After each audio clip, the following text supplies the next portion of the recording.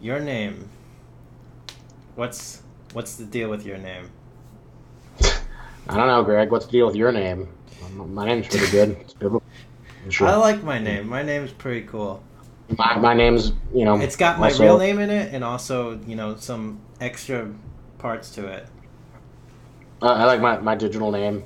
I like lobsters. I like magnets. My name's pretty special. All right, So, let's end the video there. in addition to seeing Guardians of the Galaxy, we also saw, because we had to pay tribute to our weeaboo otaku ness, we went to go see the smash hit anime movie Your Name by Makoto Shinkai. Yep. This has been like a huge hit all across, and I was really amazed that like the theater, there were like people still showing up to see this on Yeah. like a Monday night at like 6 o'clock. There was like a fair amount of people who were like going to see this. So Greg, It's what a were your thoughts great about? it's a great weeb date movie, I think. Oh, it's also a weeb date movie. Saw a lot of It, couples go to this one.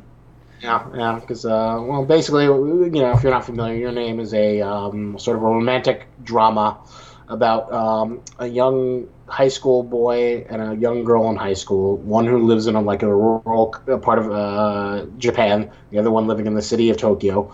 Both, the funniest thing is that it's like probably the most overused trope that we've seen in a lot of anime, the body switching. Really? The Body guys. switching is an overused trope? Oh, no fucking clue, Greg. It's like the most overused. Have you ever heard of Ranma 1.5? No.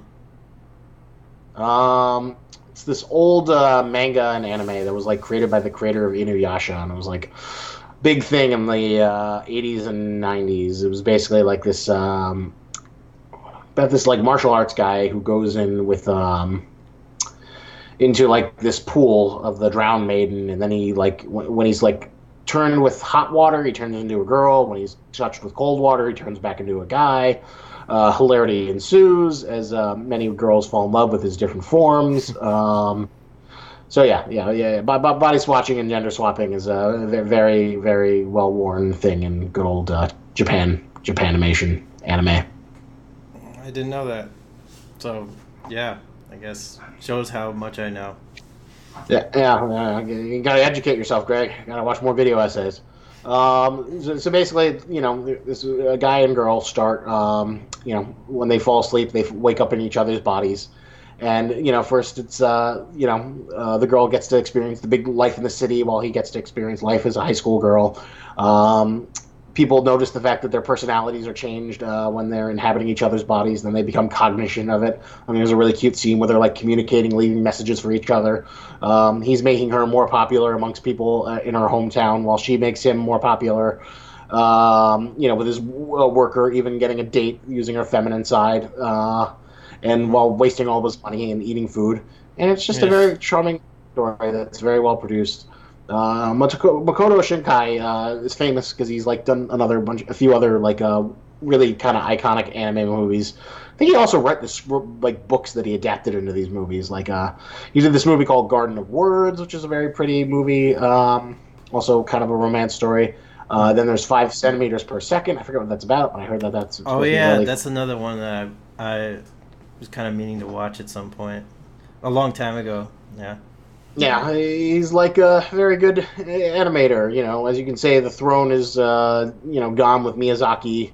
As the chief purveyor of anime as an art form that doesn't always revolve around big boob girls and mecha robots and all the other tropes that we have come into know and love. And now someone needs to take his place. So Motoko Shinkai is definitely up there. Well, I think the other guy, what's his name? I'm going to find out in a second. I feel like Miyazaki Uh, doesn't really cover this kind of Armor genre that much. of Summer Wars, and also the Boy and the Beast is the other guy who's like kind of being compared to Miyazaki. What were you saying, Greg? I feel like Miyazaki doesn't really cover this kind of genre though. This is like more romance kind of fantasy kind of Well, yeah, genre. this is a little bit more grounded than Miyazaki does, but it has Oh. it has two sci-fi elements. It's not as fantastical as Miyazaki does. Mm. So it's more about their common day life, more slice of life drama with a slight tinge of the fantastical. But then there's the big twist. Well, there's two sort of twists. Spoiler warning, blah blah blah. That she exists in a frame 3 years in the past, and she exists in a village that gets wiped out by a meteor. Yeah. So like, I'm a little bit confused by like the timelines that are happening here. Like, supposedly the meteor wiped it out like 300 years ago. No, no, 3 years ago. Oh, I could have sworn they said 300 years ago. 3 years, Greg. It was only 3 years. And then I was thinking to myself, like, how would they have like smartphones like and like the same level of technology in 300 Well, years? that was the inconsistency I sort of wondered. Like, I was always kind of wondering if he'd like wonder like, oh, why do you have the smartphone Android 4 when we have the 7? Or there'd be like some sort of technological thing that would like catch him off guard to the fact that he's like not existing in the same era. Um, but I get that wasn't really the point of the story. And you could argue that, like, because she was in this sort of rural part of Japan, that that was the justification for why the technology wasn't the most up to date. Okay. So yeah, I think there was like at some point it said 300 years, but wait, No, actually that wouldn't make any sense because then the guy from the restaurant years. would have never been born there because he's not 300 years old. The guy in the restaurant who like said he knew that town, he grew up there or whatever. He was like 30. He was like 30 or 60 years. Some guy who moved out. Yeah. And that was the kind of interesting touch is that, like, later on in the big finale, we get to see that, like, all the people who left the town from the explosion, are all migrated to the city and are all living lives. Like, her sister's in school. The little couple is, like, looking for marriage, and then, of course, because of the fact of Japanese magic, they don't remember each other's names. Right, because like there's some kind of weird time travel, time travel shenanigans going on. So you're supposed to forget like anything that involves time travel or some bullshit like that. Yeah, and then like all the messages disappear through Japanese magic. That's all you need. Matsubi, threads of time and space and destiny and Shinto gods and all that good stuff. Don't think about it. The important thing is the human emotional connection. Yeah, yeah. I was starting to get a pretty, good connection between these two characters. It felt for a while, and it's definitely an interesting dynamic. Like, you actually experience like what life is like through the other person's body, and then they grow to love each other through those experiences, and not actually experiencing each other's like real personality or something like that. I guess. Yeah, that'd be hilarious. If, like, the whole sequel is how much they like aren't compatible and have no reason whatsoever. It becomes like awkward or something. Yeah, it just becomes this horrible forced marriage that they're like, just kind of trying to make work, even though it just shouldn't work. Yeah, I suppose it's like it might be similar in some ways to like maybe meeting someone online, but no, not even that. This is hard to compare anything actually Well, because of course, it's body swapping, Japanese magic, but still ultimately very sweet. It's very different than like what most people assume anime is, and that's why it probably is like been like every now and then, a couple years, you get like these entry gateway movies that are like perfect to like show people who have no interest or don't care about it, and sort of say like, oh, see, there's emotion stories. It's not all about super violence and all the stereotypes you think. Although there's a tiny bit with like the guy who keeps on like feeling up the breasts when he's in the girl's body. yeah, I mean, sometimes it's okay to throw in a couple like pervy scenes like that every now and then. It's just Oh, like, it's the most tasteful form of breast fondling you could ask for. I guess, yeah, yeah. I don't know. I guess I was expecting, like, I guess towards the end of the movie, I thought it was gonna there's gonna be like a more profound romantic connection once they Oh, they remembered once each they other. saw each other. They would like make out or something like that. But No, man, Greg, they just need to it's hold just each other very platonic. it was Don't be just lewd, man. Don't be lewd. it was just very it was very platonic, like first meeting at first, even though he traveled all the way to like Yeah, the yeah, that was a her good scene fucking though. Where he's like just homeland and stuff. trying to find the homeland. He's just like thinks he's crazy, and he's got his friends along with him. And he goes up to the mountain to have her weird little sake thing that she spit out. Yeah, yeah, I gotta look into that though. I'm kind of curious what the tradition of that is. Like, you eat the rice and then you spit it out, and then it ferments, and then that becomes sake. yeah, I assume it's like some sort of incredibly steeped cultural tradition that I probably should feel stupid for not knowing about, or I should enlighten myself a little bit more before talking more about it. But yeah.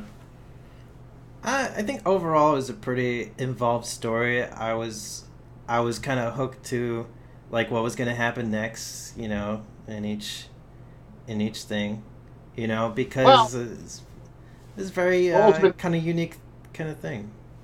the ultimate definition of like a skilled storyteller is like if he can bring in people to a story that they wouldn't normally give a shit about. And I'm not the kind of guy who like really gives a shit about romantic anime or romance stories in general, but if something's well told, I can be sold upon it. And it was definitely worth every second we spent in it. It was definitely an Yeah, interesting palate cleanser after Guardians of the Galaxy, which was yeah. like the It's exact like a opposite of it. five. Guardians was 5 out of 10. I would rate this movie like mm, it's up there. It's like maybe 9 or 8 out of 10. Yeah, it was a Eight point solid 8 for five. me. Yeah, it was a very well put together film. It was very touching, very emotionally moving, very sweet, um, very human story, but Yeah, it's still hard. had. It's hard to see too many things wrong with it. I thought the art was beautiful. I thought uh, the story was it hooked me throughout the whole movie. There weren't any like really boring parts to it. It was consistently engaging and sweet, even if like the timeline and thread stuff, But honestly, that was also just secondary. It was Yeah, more important thing was establishing each, their set of friends, their set of routines, how they interacted, how they interacted with each other. One of the interesting things is that like she would always tie on the thread when she was in a body, but when the boy was in her body, Taki was in her body. He wouldn't put on the red thread in her hair. yeah, yeah. There's like very interesting differences, like how they would interact with the world and in their distinct personalities. Yeah, and how it would reflect. It was a very, very sweet film. You should all go see it. All you anime weeboos. It's always important to, Yeah, expand sort your of support, horizons in terms expand your of horizons. movie going and stuff. Expand your tastes and support the, when the little parts of weeb culture like touch the mainstream. Hell, it was funny. I remember hearing like a review about this, on NPR. It was like, oh damn, NPR's whatchamacallit, your name's crossed the critical threshold. Yeah, I didn't know that about NPR, but that doesn't Oh, surprise me at all. well, it was imported and it was culturally significant, so they did a review of it on air a couple Fridays ago. I'm kind of curious if the English dub's any good. I've heard that like it's not as good as the Japanese one. It's sometimes it's really hard sometimes to get a really good English dub. I always find that like if you whichever language you listen to at first, that becomes sort of like your adapted language because you associate it with the characters more, Hmm. and then it's like really difficult to translate, to transition over it to like another language, Yeah, especially if you have like strong emotional attachment. yeah, Although sometimes though you'll get it like a dub. Like if you ever want to do something weird for shits and giggles, you should try watching Dragon Ball Z in Japanese in its original Japanese.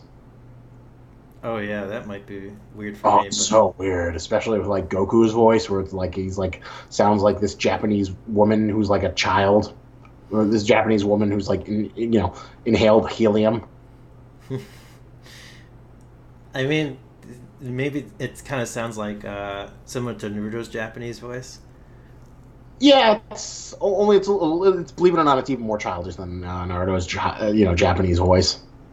It's kind of It's even more, surprising. and it's really weird when you have like adult Goku who's like still talking like a little child. It's Yeah, so weird.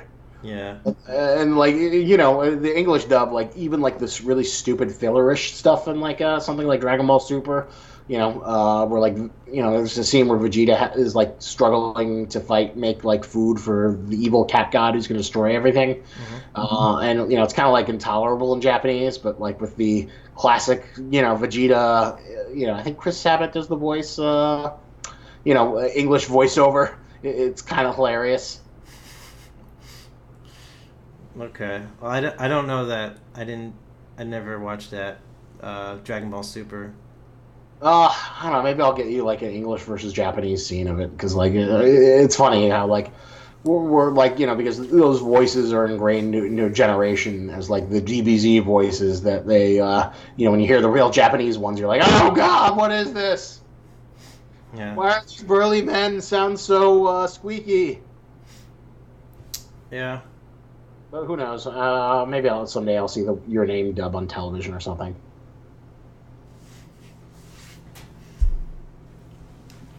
So I think that about covers up. Any other thoughts you have? I don't think so. Just really really solid movie. I Very think solid, it. very sweet. Highly recommended. Definitely go to cleanse your palate of super powered monsters and epic superheroes and franchise fatigue and never ending cinematic universes filled with Easter eggs because nothing can be self contained anymore. Everything has to be fed into a larger cinematic thing to keep the machines and machinations of Hollywood going until we all go insane. At least that's the case with American movies right now. But I mean, in terms of anime, it's also can be, I guess, a palate cleanser as well. Well, Some ways, maybe. yeah, it can be. Although here's what I think is going to happen in the next 5 years. I think someone's going to like make the anime adaptation that sticks. I think Mm-hmm. that's like the next big gold mine that American franchise filming making needs. Mm-hmm. Because like basically you've got like hundreds of volumes of like stuff like Bleach, Naruto, One Piece, Death Note, and to adapt into huge film franchises. And since we live in a world where you can have Harry Potter 7 Part 2, and you have all these hugely serialized stories that are installments that come out on a yearly or bi-yearly basis. Mm-hmm. Um, the fact that you could have like One Piece movie 14, should not be It a should. completely impossible possibility. It's just a question of who is the person who adapts it to a mainstream audience that You mean like in a live action kind of way, yes, or in a live action kind of way. oh god, you. There's I, never there's I can't I think of don't a know if it's going single to. uh, anime that has been well adapted into live action. I can't think of anyone either. I don't know. There's supposedly this live action Rurouni Kenshin movie that people like. Whatchamacallit, Takashi Miike, the weird, Ichi the Killer director, keeps on doing live action animes. Um, I don't know who's going to be like the person who like does it well. But once that is actually done, it's going to be we're going to be seeing a lot of it. Mm. But in the meantime, before we have that apocalypse, franchise apocalypse, enjoy the purity of something like Your Name. Yeah, yeah. Enjoy it. Good movie. All right, so thank you for watching this video. Like, subscribe, share it around, do all the fun jazz so we can, climb up way up the YouTube ladder and keep making stuff for you. All right. See you later. Have a good one.